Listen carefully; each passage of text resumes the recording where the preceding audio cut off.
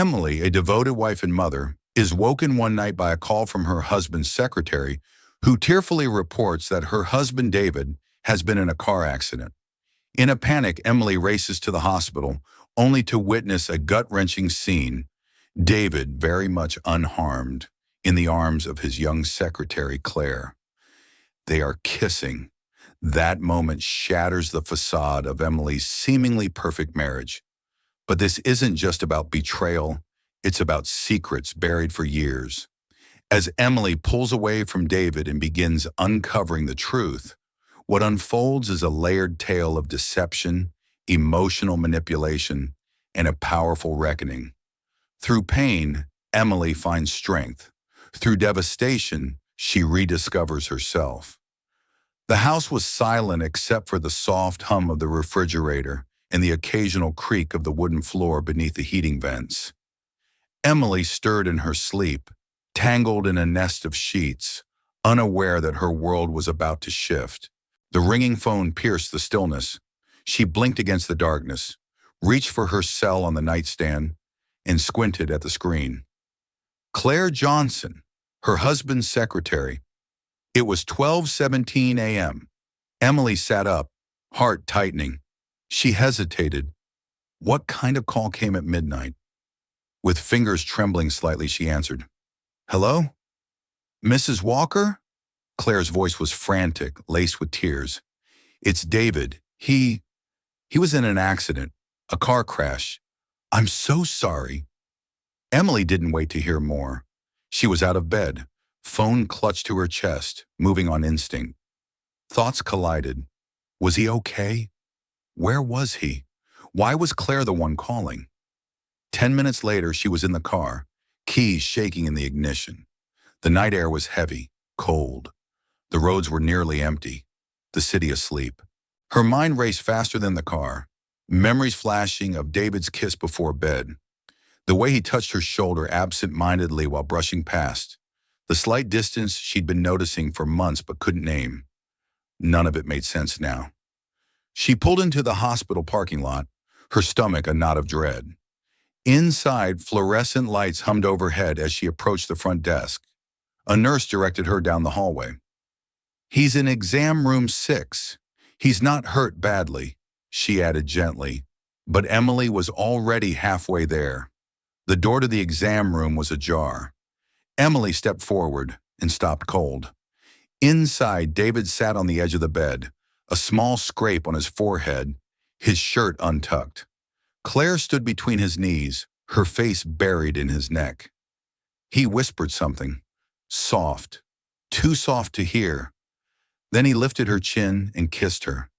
It wasn't a peck. It wasn't a mistake. It was familiar, intimate, like they'd done it 100 times before. For a second, Emily couldn't breathe. Her legs felt numb, her hands ice. Then something hot surged through her. Rage, betrayal, heartbreak, all twisted into a single visceral reaction. She pushed the door wide open. They froze. Claire stepped back. David paled. Emily! But she didn't let him speak. She walked straight to Claire and slapped her across the face so hard the sound cracked through the sterile room. Claire stumbled sideways, hand to her cheek, eyes wide with shock. Then Emily turned to David. Her voice came out low and cold. You can rot here, David. Don't come home. And she walked out without looking back. The door clicked shut behind her, but inside her, something else had burst wide open. A wound she hadn't even known existed until it was ripped apart. Emily walked briskly down the hallway, her heels tapping the linoleum like a ticking clock counting down to an emotional implosion. Her face was a mask, stone cold, but her chest felt like it was caving in. Her hands were trembling, her breath uneven. She didn't remember passing the reception desk, didn't register the nurse calling after her. Everything around her had blurred, muffled by the storm roaring in her mind. Outside, the night was colder than before. A sharp wind cut across the parking lot, but she didn't feel it. She stood still, keys clenched in her fist, eyes staring blankly at her car. The image kept replaying, the kiss, David's hand on Claire's back, their bodies too close, too comfortable. It hadn't been an accident. It hadn't been confusion. It had been love, or something like it, and that terrified her more than the betrayal itself. How long? The question repeated like a drumbeat. How long had he been lying to her? How many nights had he left early for late meetings that were never about work? And how many times had she kissed him goodbye, completely blind to the truth? She sat in the driver's seat, but didn't start the engine. Her hands dropped to her lap. The weight of what she saw began to crush her. She had slapped Claire, yes, but the real wound wasn't on Claire's face.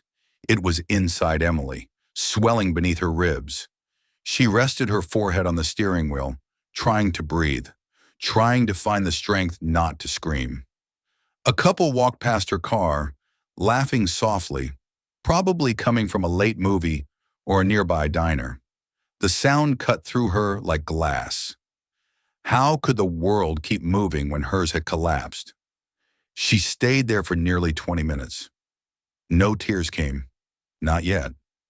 Only the silence. Only the heavy, suffocating silence. When she finally drove home, the sky had started to lighten. Dawn was crawling in from the edges of night. Her street was still and dark. She parked in the driveway, turned off the engine, and just stared at the house they had built together. The porch light was still on. A sweater of David's hung on the back of the front door, right where she'd last seen him leave it. The children were asleep upstairs. Their innocent faces would know nothing of what happened tonight. Not yet. She would protect them from this. For now. But how long could she carry the secret alone? Inside the house, she walked into the living room and sank onto the couch. Her phone buzzed in her pocket. She didn't need to look. It would be David, or maybe Claire, trying to explain, trying to twist the truth. She turned the phone over and powered it off. Emily pulled the throw blanket over her lap and sat still. She felt hollow, like someone had scooped out her insides and left only the shell. But beneath the silence, something was starting to rise in her. Not anger, not yet. Not sorrow either. It was awareness. The first piercing realization that everything she thought she knew about her husband might have been a lie, and that this betrayal, this moment, was only the beginning. The morning light filtered through the living room curtains, casting soft lines across Emily's face. She hadn't slept. Her eyes were dry, not from lack of tears, but because the tears never came. Something inside her refused to fall apart completely. Not yet. Not in the quiet hours when the house still felt like a lie. Upstairs, the faint thump of little feet stirred her back into reality. Her daughter Lily, 6 years old, always woke first. A few seconds later, the pitter-patter of socks on wood floor reached the stairs. Emily sat up and wiped her face, not because she had cried, but because she knew she needed to put on a mask. Lily peeked around the corner, hair tousled, dragging her blanket behind her. "Mommy?" Emily smiled faintly, the kind of smile you wear for your child, even when your world has just collapsed. "Hey, sweet pea." Lily crawled onto the couch beside her and curled up. "Why are you up so early?" "I just couldn't sleep." "Me neither." She rested her head on Emily's arm. "I had a bad dream." Emily stroked her daughter's hair, the warmth of her presence both grounding and cruel. What would she say when Lily eventually asked why Daddy wasn't home? How would she explain something so adult, so broken, in a language a child could understand? After Lily went to the kitchen in search of cereal, Emily finally stood. Her legs were stiff, her body sore, but she moved as if on autopilot. She made coffee, poured milk, packed lunch for her son, Michael, who would be down any minute. Every movement was mechanical, just enough to keep things from unraveling. But the moment the front door closed behind them, Michael with his backpack, Lily with her lunchbox, Emily stood in the hallway, alone again. And this time, there was no reason left to hold anything back. She slid to the floor, The first sob came out like a cough, raw and sudden. Then the next, and the next. They weren't dainty tears. They were full-bodied cries, the kind that shook her shoulders and twisted her lungs. She clutched her chest, curled into herself, and let the grief come. This wasn't just about a kiss. It wasn't even just about David. It was everything. Years of sacrifice, of loyalty, of building a life around someone she thought was her partner. All of it now hanging by threads she hadn't realized were fraying until they snapped. She cried until her throat hurt, until her face was blotchy and her breath came in short, sharp gasps. Her hands dug into the fabric of her clothes as if bracing herself from falling deeper. Eventually she lay still, curled on the hardwood floor, staring at the ceiling through tear-blurred eyes. The sobbing had stopped, but the ache remained. It had moved lower now, settling into her bones. What haunted her most wasn't just the betrayal. It was the clarity that followed it. Everything had changed, and there would be no going back. Not to the woman she was yesterday, not to the man she thought she knew, and certainly not to the marriage that now felt like a story told to someone else. By the time the front door creaked open late that evening, the house was still. The children were upstairs, bathed and tucked in, their soft breathing muffled behind closed doors. Emily sat in the armchair near the cold fireplace, her hands clasped tightly in her lap. She had been waiting, not for reconciliation, but for the confrontation she knew was inevitable. David stepped inside quietly, like a man entering someone else's home. His face was pale, his clothes wrinkled, and there was a small bandage on his forehead where Claire had said he'd been hurt. He looked exhausted, but Emily didn't care. She didn't rise. She didn't speak.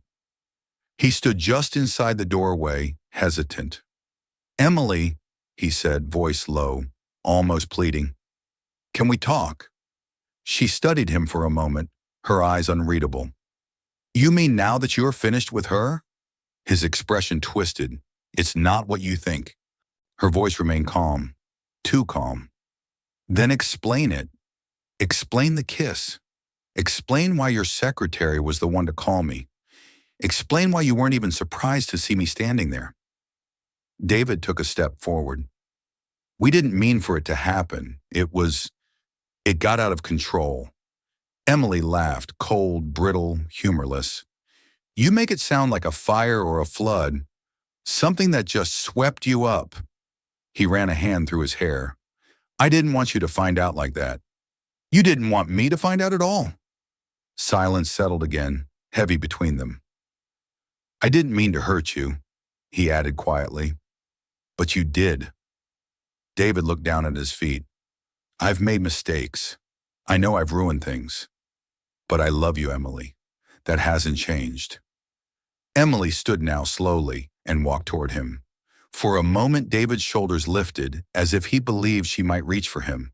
But she stopped several feet away, her eyes hard. "Don't say you love me. Not after what you did. Love doesn't lie.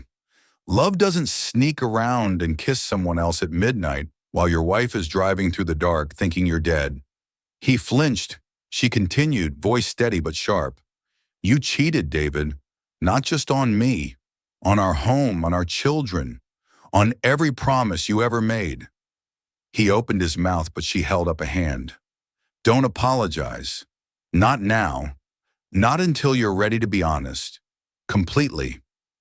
David looked at her for a long moment, and in that stillness, something between them cracked, subtle but irreversible.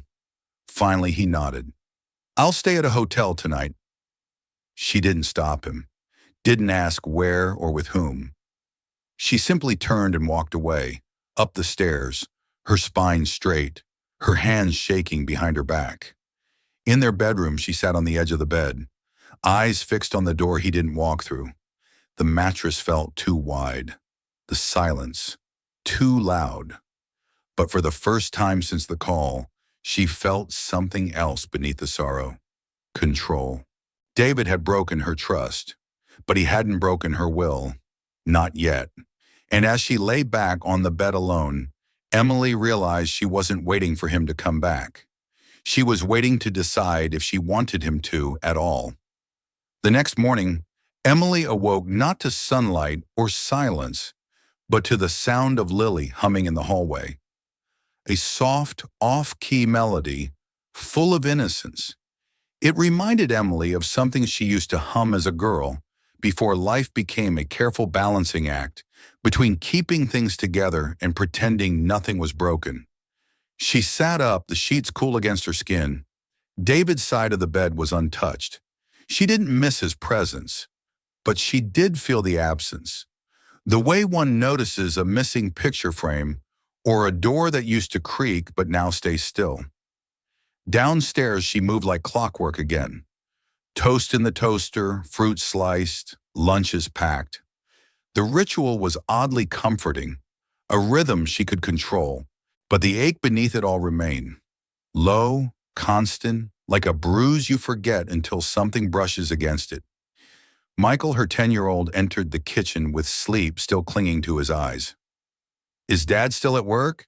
he asked casually, pouring cereal. Emily didn't flinch.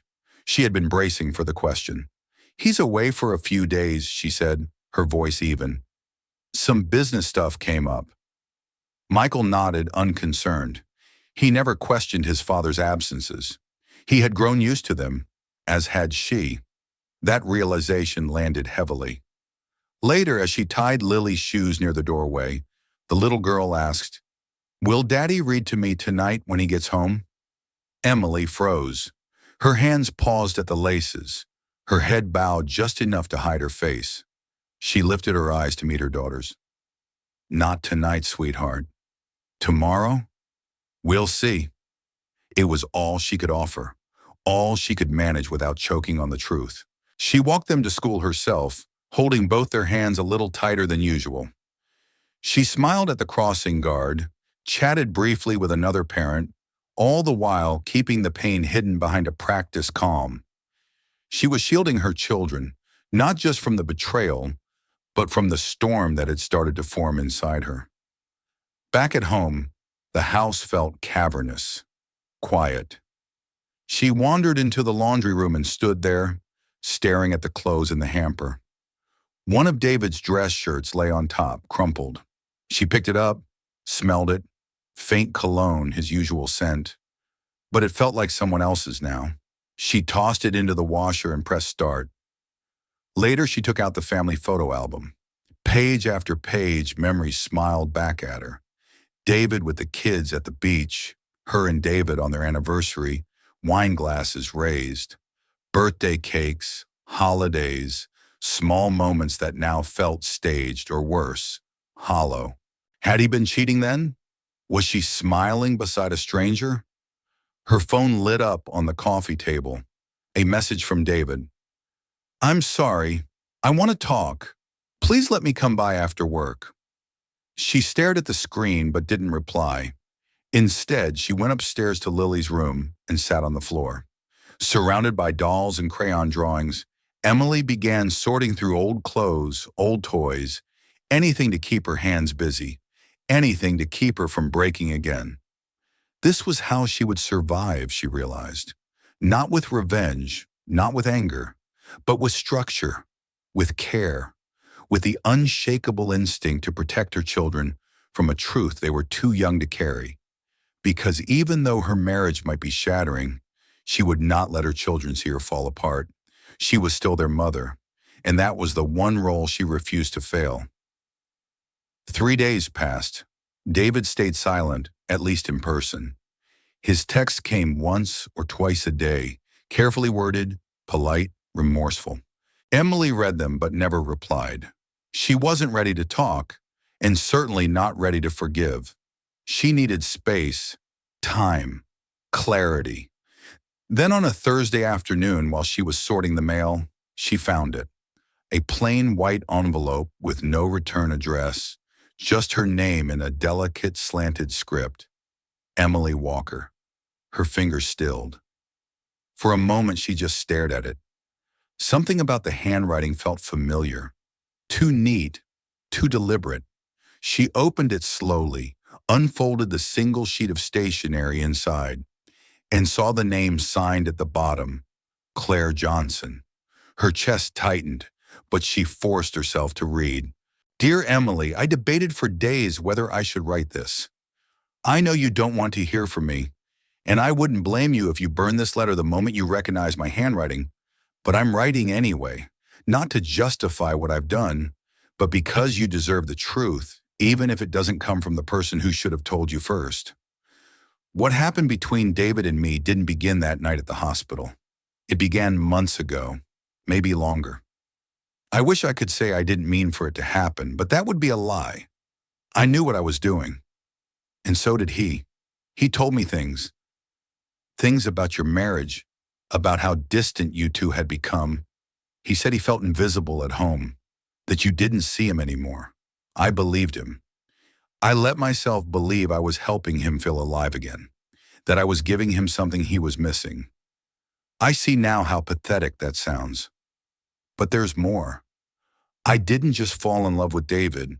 I fell into a version of him he wanted me to see. He was charming, wounded, attentive. I never questioned why a married man would whisper the things he did, or why he always made me feel like I was saving him. I wanted to matter to him so badly, I ignored the obvious. He was already someone else's. He promised me things, that he'd leave you, that we'd start over. I waited and waited, but he never followed through. When the accident happened, I thought maybe this was the moment he'd choose me. That's why I was with him at the hospital. That's why I kissed him.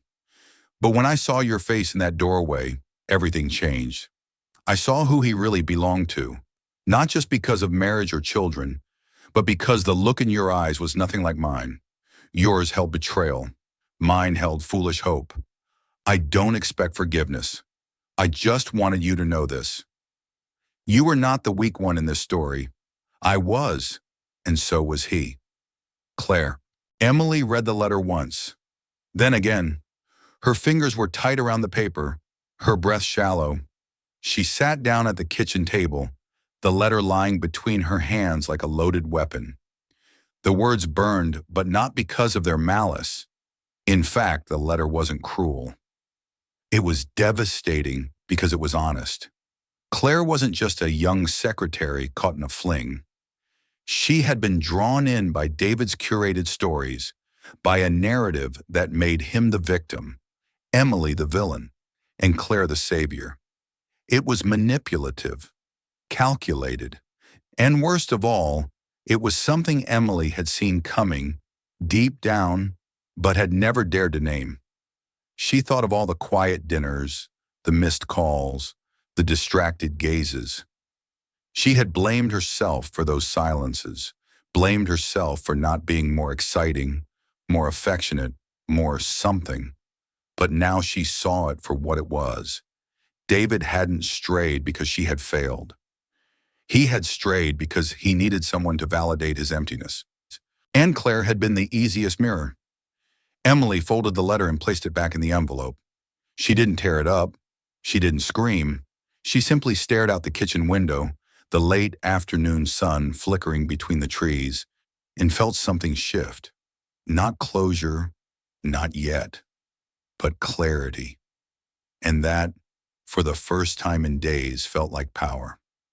That night, after the children were asleep and the house had settled into its usual hush, Emily sat alone in her bedroom, the letter from Claire still tucked beneath her nightstand drawer. She hadn't read it again, but it haunted her. Not because it hurt, but because it made her ask questions she had been avoiding for years. She pulled an old shoebox down from the top of her closet.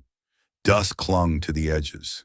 Inside were pieces of a different life, photographs from college, postcards from her backpacking trip through the Southwest, a half-finished manuscript she once dreamed would become a novel. There was even a concert ticket stub from a band she used to love. Before early morning feedings, parent-teacher conferences, and the quiet, relentless weight of being needed all the time. She sat cross-legged on the bed, flipping through the fragments. In one photo, she was smiling with her whole face, eyes squinting into the sun. Her hair was messy, wild, her arms wrapped around a canvas bag and a notebook filled with poems she never shared. That woman felt like a stranger, but not quite. The truth settled heavily on her chest. She had disappeared, not all at once. It had been gradual, like water eroding a shoreline. She had folded herself around David's life, his career, his dreams. When he wanted to move across states for a promotion, she agreed. When he suggested staying home full-time with the kids, she nodded, despite the quiet ache she felt packing up her office. She had been so busy building a family that she forgot she was still allowed to be her own person. And what hurt most wasn't that David had betrayed her. It was that, somewhere along the way, she had betrayed herself. Not out of weakness, out of love, out of duty, out of the quiet lie women are taught, that good wives keep things together, no matter the cost. Emily exhaled, long and low. She got up, went to the bathroom, and looked at herself in the mirror. She didn't look broken. She looked tired, yes. But behind the exhaustion was something sharper, something awake. She opened the drawer beneath the sink and pulled out the lipstick she hadn't worn in months. Maybe longer, a deep red, bold. She traced it across her lips, not for anyone else, not for a night out, but for herself. Then she picked up her phone, not to call David, not to respond to his unread messages, but to message her old friend, Carla, the one who ran a weekend writing group Emily used to attend before the kids, before the chaos, before she became invisible to herself. "Hey, is your group still meeting?" The reply came faster than expected. "Every Saturday, we'd love to have you back." Emily smiled, just barely. It wasn't much, but it was a start, because she didn't just want to survive this. She wanted to find the woman she used to be, the woman who believed in words and sunsets and the freedom of her own mind. That woman wasn't gone. She was just waiting. The next morning, sunlight spilled across the kitchen counter as Emily poured herself a cup of coffee. The house was unusually still. Lily was at a friend's for a sleepover, and Michael had left early for soccer practice. It was the first morning in weeks she'd been truly alone. She didn't plan to revisit the past. But when she opened the hallway closet to grab an old box of winter coats, her hand brushed against a familiar binder, David's archive of business receipts and travel itineraries. The moment she saw it, something inside her stilled. For years, she had filed away his paperwork without a second thought. Hotel bookings, flight confirmations, expense reports, all routine, all boring. But now, with new eyes and raw suspicion, Emily sat cross-legged in the hallway, flipping through the binder page by page. At first, nothing jumped out. But then came the dates.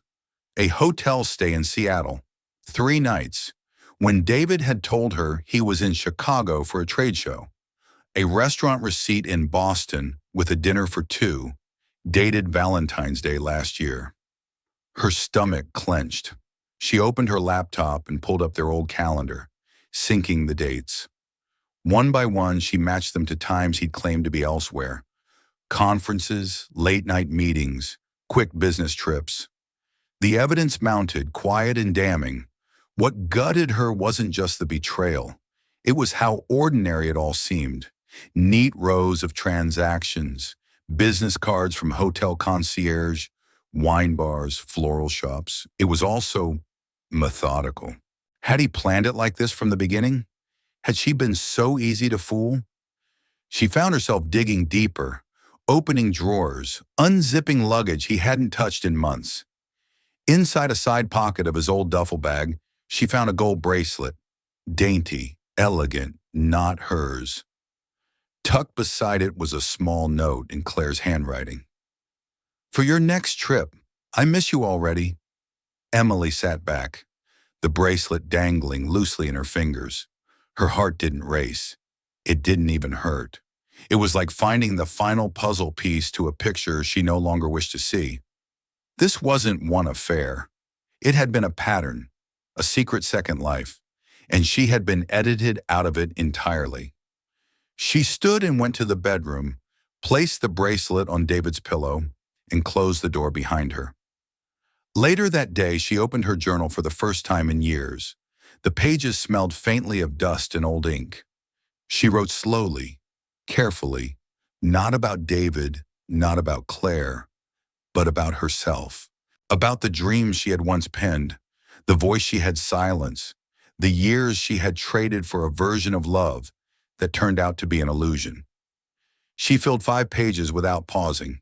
Writing didn't fix anything, but it reminded her that she was still here, still capable of telling her own story. Not the version that revolved around David, not the version written out in hotel bills and secret trysts.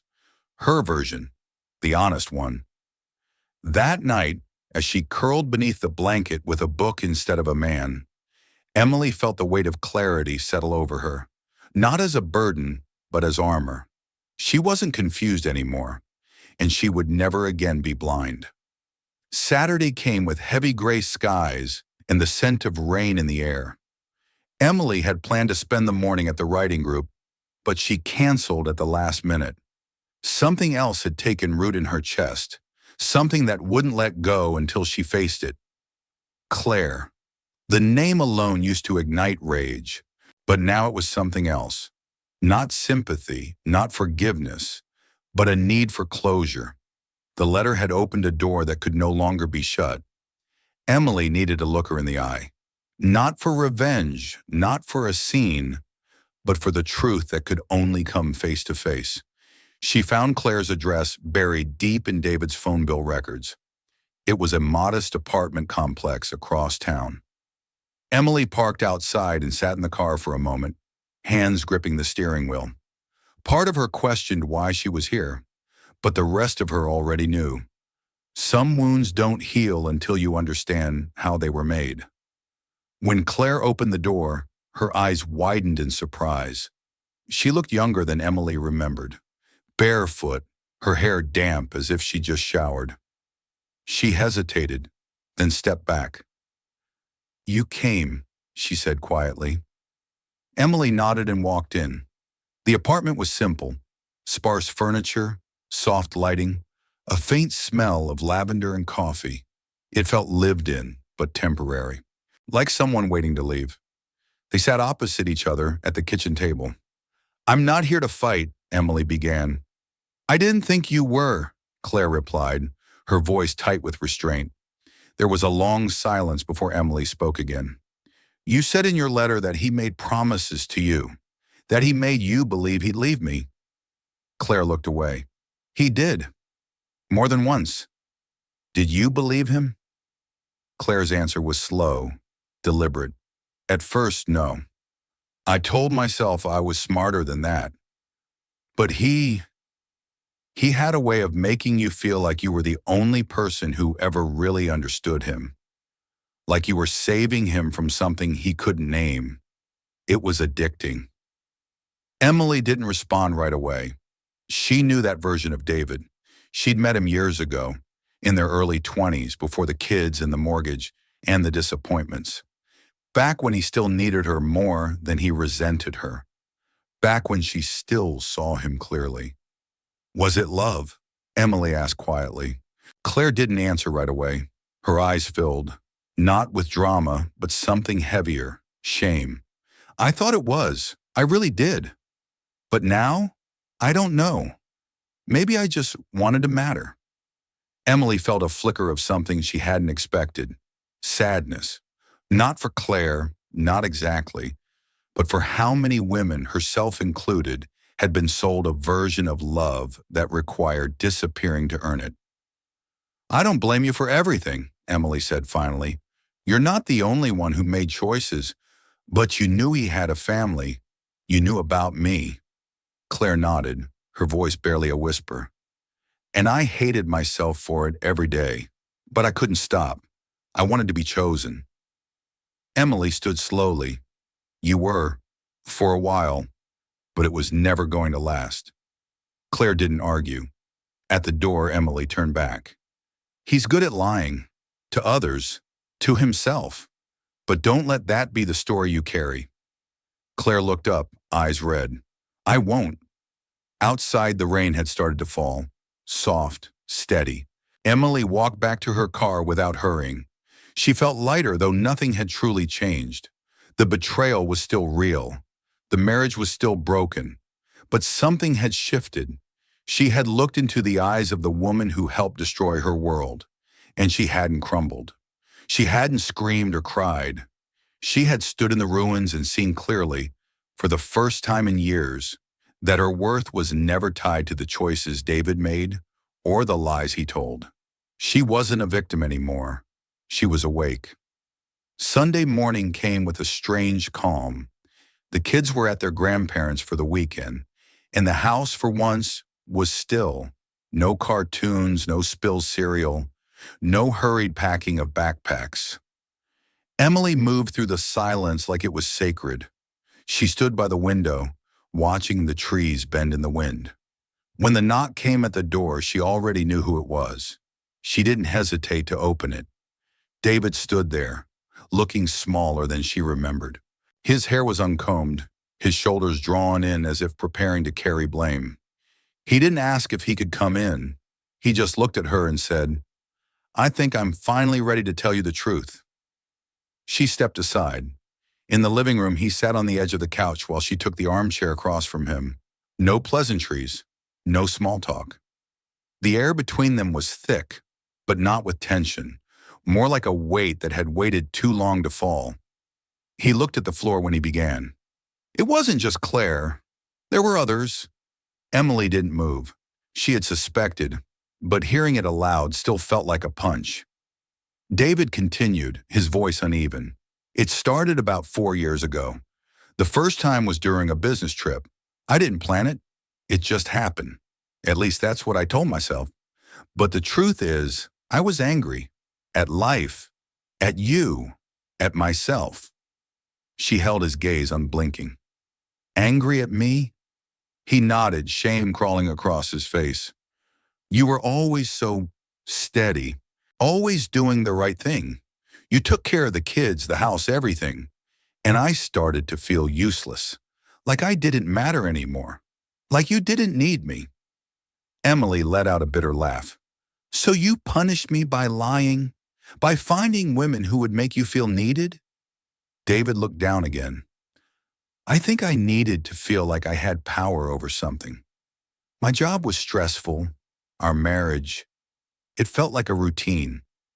I didn't know how to talk to you anymore, and instead of trying, I just escaped. She folded her arms, her voice quiet but sharp. You know I would have listened. You know I've stood by you through every failure, every mood swing, every night you came home late. He nodded. I know. That's what makes it worse. There it was, the raw, bleeding truth. Not just that he cheated, but that he chose to, again and again. Not because she failed him, but because he couldn't face his own emptiness. I kept thinking I'd stop, he said, that the guilt would force me to be better, but it didn't. I got good at hiding things. I convinced myself that as long as you didn't know, I wasn't really hurting you. You weren't just hurting me, Emily said quietly. You were destroying the version of yourself I trusted. You were killing every good memory we ever had. David's voice cracked. I know, and I don't expect you to forgive me. I needed to say it, all of it. I needed you to know the truth, because you deserve that much.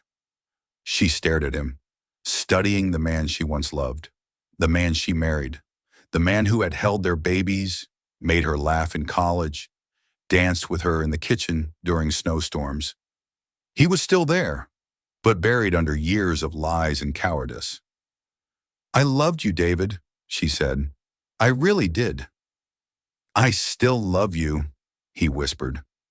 She stood, walked to the window. Rain dotted the glass. She didn't turn around when she spoke again. But I don't think I love this version of you anymore. The silence that followed was different from the ones before, not filled with dread, not thick with confusion. This one was clean, final. When she turned back, David was standing. He looked like he wanted to say something else but didn't. Instead, he nodded, quietly walked to the door and left. Emily didn't cry. She just stood in the middle of the room, surrounded by broken trust and quiet freedom. For the first time, she knew the whole truth, and that knowledge didn't destroy her. It set her free. The following week unfolded with a kind of quiet Emily had never known. Not the silence of absence, but the stillness that comes after a storm when the damage is laid bare and nothing is pretending anymore. David didn't come back, not even to get the rest of his things. He sent a message 2 days later, asking if she wanted him to pack everything or leave it for her to sort. She replied with a simple, "Take only what's yours." She didn't need a dramatic goodbye. She already had it. The kids came home on Thursday evening. They'd had a good time. Emily could tell by the way Grace had new braids in her hair, and Mason came back with chocolate on his shirt. But their questions started before bedtime. "Is Dad coming home soon?" Emily crouched down and looked them both in the eye. "No," she said softly. "He's not." Mason frowned. Grace clutched her favorite stuffed bunny. "Did he do something bad?" Grace whispered. Emily paused, then answered as honestly as she could for a child. "He made some choices that hurt our family, and now he needs time to fix himself." The kids didn't cry. They didn't scream. They just nodded, like maybe they already knew. Children feel the truth long before they understand it. After tucking them in, Emily returned to her room and sat on the edge of her bed, staring at the quiet space that had once belonged to two people. It wasn't just David who had left. It was the version of her that had spent years compromising, second-guessing, waiting for love to be earned. She wasn't waiting anymore. Healing didn't look like spa days or forgiveness quotes printed on pastel backgrounds. It looked like folding laundry without resentment. It looked like canceling a dinner with fake friends and reading in the bathtub instead. It looked like saying no when she didn't feel ready and yes when she wanted joy without guilt. It also looked like crying at midnight when the house was still, missing the man she used to love, even if that man no longer existed. One evening, Emily called her sister, Amanda, who had always been the bold one, the truth teller. "I keep thinking I should be angrier than I am," Emily confessed, "but I'm mostly tired." "That's grief," Amanda said gently, "not just for the marriage, but for the years you lost believing things would change." Emily wiped a tear from her cheek. "And now you build something new, with what's left, with what's real." That night, Emily wrote in a journal for the first time in years. She didn't write about David or Claire. She wrote about herself, about the girl she used to be, the woman she had become, and the version of her that was still waiting on the other side of the healing. She didn't know what would come next, but she knew this much. She would not disappear to make someone else feel whole again. She would not shrink herself to be chosen. She was done surviving. It was time to live. A month passed. The house no longer echoed with uncertainty. There were still shadows, memories that clung to the edges of doors, in the corners of the bedroom. But Emily had made peace with them. She didn't try to chase them out anymore. She let them live, but she no longer let them rule. One Saturday morning, while folding Mason's T-ball uniform, her phone buzzed. It was David. Just a short message.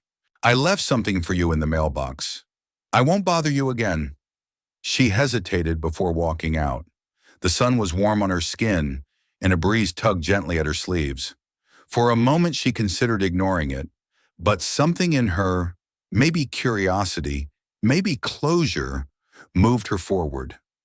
Inside the mailbox was a single envelope, no name, just her address scribbled in familiar handwriting. She carried it inside, sat at the kitchen table, and opened it. It wasn't an apology, not exactly. Not the kind that begged for a second chance. It was a confession written with surprising humility. David wrote about his own father's silence, about the kind of man he had promised never to become, and how slowly, without even noticing, he had turned into him. He talked about how, in trying to avoid feeling small, he made others feel invisible, how he hurt her not because she wasn't enough, but because she was, and that terrified him. He ended the letter with one final line: "You were always the light. I just never knew how to stand in it without casting a shadow." Emily didn't cry. She folded the letter, slipped it into her old wedding album, then closed the book. Not out of nostalgia, but because the chapter was complete. 2 days later, she met a friend from college for coffee. A man, just a friend. He didn't ask about David. He asked about her, how she was, what she'd been reading, what dreams she'd left waiting on the shelf. And for the first time in years, she talked without editing herself, without watching her words for how they might be twisted or diminished. She laughed freely. That night, after putting the kids to bed, she stepped out onto the porch. The wind smelled like summer, like freedom, and she whispered a goodbye, not to David, not to the life they shared, but to the version of herself who once thought love meant sacrifice, that loyalty meant silence, that survival meant staying. She was no longer her. She was something stronger, softer, wiser, and though her heart still carried bruises, it beat with certainty. This was not the end of something broken. This was the beginning of something whole,